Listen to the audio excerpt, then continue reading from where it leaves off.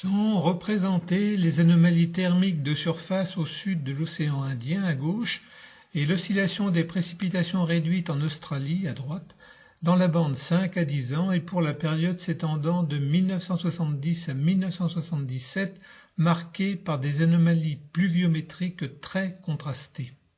Aussi bien l'ouest que l'est de l'Australie centrale sont soumis à une intense oscillation des précipitations, ce qui en fait une région particulièrement aride en raison de la faiblesse de la pluviométrie moyenne.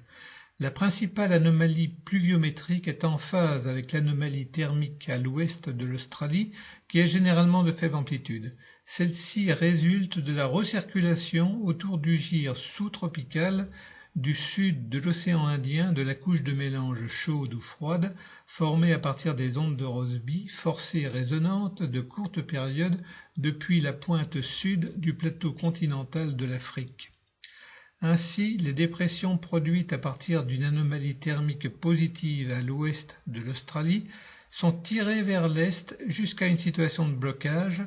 Les mêmes mécanismes sont impliqués dans le mouvement de systèmes de haute pression produit par une anomalie thermique négative.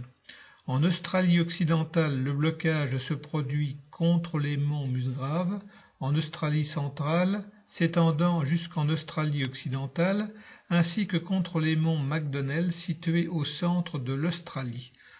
En Australie du Sud-Est, cette fonction est assurée par la cordillère australienne dans sa partie orientale.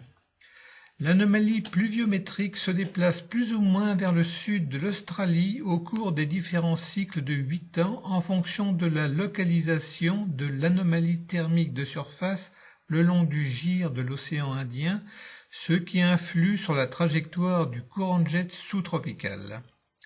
Dans le cas présent, l'anomalie se déplace vers le sud en 2 ans environ. Ce glissement correspond à une modification de la trajectoire du courant de jet sous-tropical au cours du cycle, en raison d'une contre-réaction avec l'anomalie pluviométrique très étendue.